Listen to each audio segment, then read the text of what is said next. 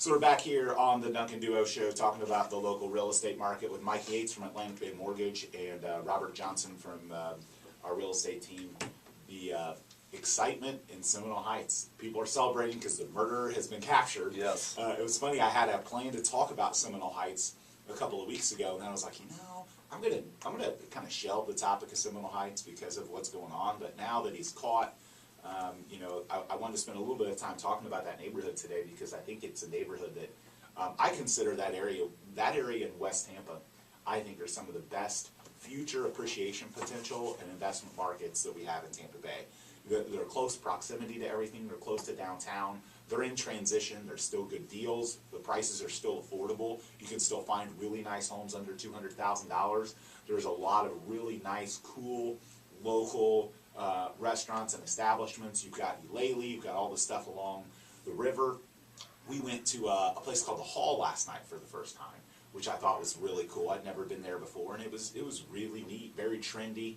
And there's a lot of that that's happening in Seminole Heights. So if you're someone, one of the things that happens in real estate, and you guys can both attest to this, people will go out and decide what they want, and they'll have this whole long laundry list of about 3/4 of it that they can get in their price range, and about 1/4 of it that they can't.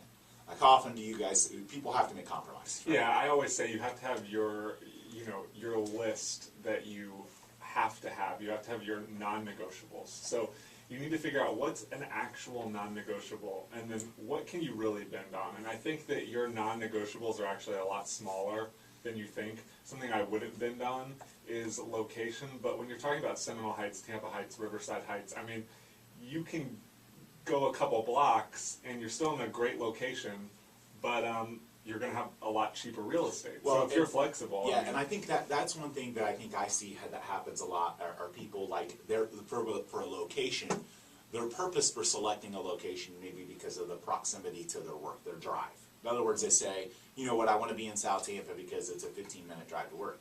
Well, Seminole Heights, Tampa Heights, Riverside Heights, that might be the same, and so we're seeing a lot of young professionals that want to live in South Tampa but maybe can't afford it. I mean, the $300,000, $400,000, $500,000 price point just doesn't make sense for them. And so, but some of them I think have avoided Seminole Heights. And I mean, if you go drive through there, I remember, probably 5 years ago listing homes there for banks and $50,000 and $60,000 and $70,000 houses that you're like, oh man, it's kind of scary. Now you drive through there, and man, it has changed dramatically. I love the bungalows through there too. Yeah, it's such a cool area, and because of what's happening downtown and some of the development, and that area is just going to continue to thrive and improve. Is it perfect? No. I mean, are there challenges still? Yes. With any neighborhood that's in transition, that's the case. But if you're looking for a good deal in an area that is very likely to continue to see, nice price gains and an improvement in supply and demand. It's a no-brainer for me. I mean, I would love to find more investment opportunities there. We've had team members that have bought and sold and flipped and done very well in Seminole Heights. I'm one of them. I've flipped a couple homes in Seminole Heights and done extremely. And I say Seminole Heights, Tampa Heights, in the Heights basically. Some people, I think, obviously there's specific boundaries for each of those, but I think in that general area, and have done very well. So if you're an investor, that's obviously a really hot market.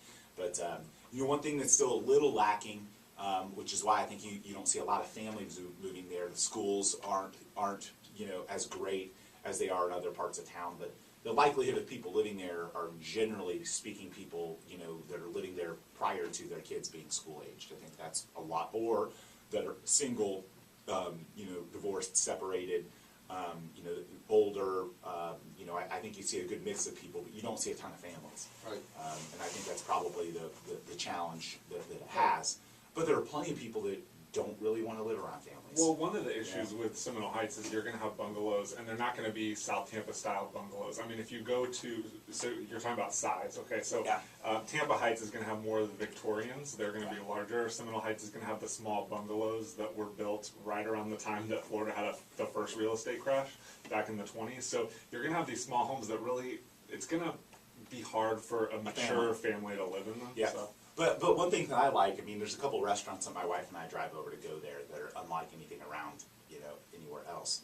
And the one thing I never have happen when I go into a restaurant in Seminole Heights is there's not like a gob of kids running around. Right. You know? And again, there's some people that love that. There's some people that don't. You know, not taking a position on that. But if you're someone who wants to go out to a dinner and you want to go somewhere where there's not likely to be kids at an affordably priced restaurant. Now, we all know you can go to the Eddie V's and the Ocean Primes and the expensive stuff in town, and you're not likely to see, you know, it's likely to be people out on dates and that sort of thing. So there's not likely to have babies there.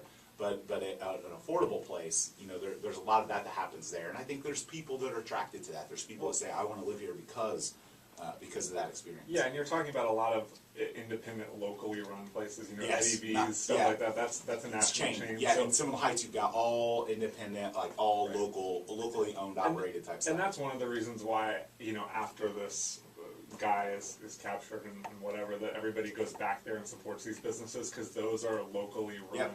businesses Yep. that need everybody's support. The money's not going to Wall Street, it's going to a lady that lives right around the corner. Right. So, well, anyway, we're going to be back after a quick break. We're going to continue to talk about the local real estate market here on the Duncan Duo Show.